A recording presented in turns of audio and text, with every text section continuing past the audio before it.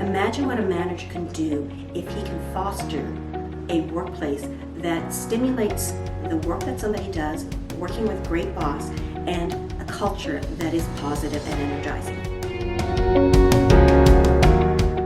Most managers are promoted because they're really good at what they do. They have the technical skills and they can manage projects, keep on budget.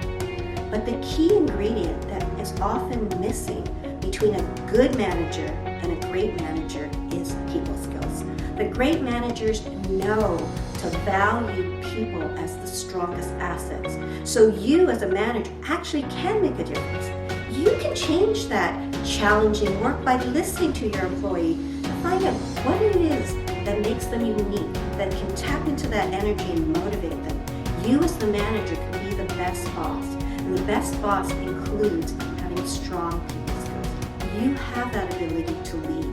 And I believe that the most effective way to do that is connecting with people, maximizing their potential, fostering their growth, and creating a strong environment. Connect with REVUP is our manager training series that helps people develop their managerial people skills.